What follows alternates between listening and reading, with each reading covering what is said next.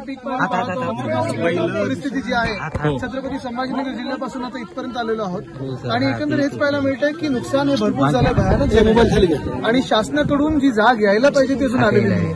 आमच्यासोबत स्थानिक जे अधिकारी आहेत, मग तहसीलदार असतील, एसडीएम वगैरे सगळे फिरत आहेत। पंचनाम्याचे आदेश काल रात्री आमचा दौरा ठरल्यानंतर आणि घोषित झाल्यानंतर घटनाबाह्य सरकारने दिलेले।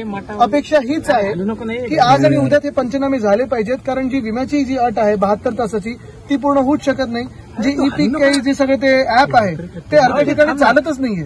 मग पीक विम्याची जी हेल्पलाईन आहे मला 14,447 ते आम्ही 2-3दा फोन लावण्याचा प्रयत्न केला, सतत बिझी येते। आणि मुख्य गोष्ट हीच आहे, आज इथे आल्यानंतर कृषी मंत्री मला वाटतं गावकऱ्यांशी ते स्थानिक बोलत होते, चिडचिड आणि ते गाडीतून उतरले नाहीत, मला वाटतं आदेश दिले काहीतरी असं सांगितलं। पण मूळ गोष्ट म्हणजे हीच आहे की तुम्ही ज्या कारणासाठी आलाय त्यांच्यावर तो चिडायला लागला तर मग कसं चालणार कारभार? कृषी मंत्र्यांनी तुमच्यावर टीका केली की फक्त राजकारण करण्यासाठी ते येत आहेत, मग 3 वर्ष आम्हाला यायला लागलं कारण सरकारच नाहीये कुठे। ही राजवट एवढी शांत झालेली आहे आणि भ्रष्टाचारात बरवटलेली आहे, मजा करत आहे, मस्ती करत आहे की त्यांना स्थानिक नागरिकांसाठी, जनतेसाठी कुठचाही आता एक हृदय राहिलेलं नाहीये। चला, मी तर हे सांगतो, आता ह्या मिनिटाला मी आरोप करायला बंद करतो, तू मै नको। कृषी मंत्र्यांनी आणि घटनाबाह्य मुख्यमंत्र्यांनी आता मदत जी काय ती जाहीर करावी। जी काही मदत आम्हाला पाहिजे, या शेतकऱ्यांना करून पाहिजे, ती आम्ही नंतर बोलूच दौऱ्याच्या शेवटाला। पण आता त्यांनी मदत जाहीर करावी, एकरी मदत जाहीर करावी। विमा कंपन्यांना आज बोलवून घ्यावं मुख्यमंत्र्यांनी आणि त्यांना आदेश द्यावेत की 24 तासात जो काही विमाचे जे पैशाचे वितरित व्हायला पाहिजेत ते झाले पाहिजेत।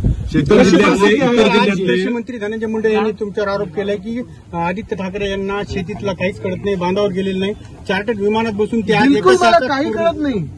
पण मला एवढं कळतं की आज माझा शेतकरी बांधव जो आहे तो हैराण आहे, त्रस्त आहे आणि त्याला मदतीला आम्ही धावलो पाहिजे, हे एवढं मला कळतं। बाकी मला शेती येत नाही, कारण काय कृषी खात्यात कशा बदल्या होत्या ते त्यांना जास्ती माहिती, मला कुठे माहिती। मी अशा पालकमंत्री जे आहेत ते प्रत्येक जिल्ह्यात जाऊन पाहणी फेकून दिली, त्यांनी आरोप केले, निवेदनं फेकून दिली, चिडचिड करत होते, हे सगळं आपण पाहतोय आणि मला वाटतं आलं असेल आपल्या रेकॉर्डवर। आज मुख्यमंत्री असतील, उपमुख्यमंत्री असतील, परभणीचे पालकमंत्री आता 3-4 दिवस झाले परंतु पालकमंत्री इथं आले नाही, इतर जिल्ह्यात येऊन गेले। आज नांदेडहून उदगीरला कार्यक्रमासाठी हे सर्वजण येऊन गेले, इथे आले नाहीत। म्हणजे तुम्ही बघा, राष्ट्रपती महोदया खरं त्यांच्याकडून देखील आम्हाला एखादं स्टेटमेंट अपेक्षित आहे, कारण बघा ते सर्वोच्च पद आहे आणि जेव्हा त्या बोलतात तेव्हा अख्खा देश हलतो आणि जे काही सगळे अधिकारी असतात त्याच्यावर काम करायला लागतात। ठीक आहे, पण ते राष्ट्रपती महोदयात आम्हाला जे सगळं काही राजवट इथे आली होती घटनाबाह्य, इथे फिरकायला तर पाहिजे होतं। स्वतःचे हेलिपॅड वगैरे बांधून त्यांनी मजा मस्ती सुरू आहे, सगळीकडे कार्यक्रमामध्ये कॉन्ट्रॅक्टर्ससाठी उधळपट्टी सुरू आहे, पण आज इथे तरी यायला पाहिजे होतं। कृषी मंत्री असं म्हणताय की महाविकास आघाडीमध्ये स्पर्धा आहे मुख्यमंत्र्यांसाठी, उद्धव ठाकरे म्हणतात की मी स्वतः मुख्यमंत्री आहे, शरद पवार म्हणतात सुप्रिया सुळे मुख्यमंत्री आहे, कसं पाहतात त्याच्या? मी म्हणतो आता सगळे राजकारण 1 मिनिटासाठी बाजूला ठेवा आणि इकडच्या शेतकऱ्यांना मदत जाहीर करा।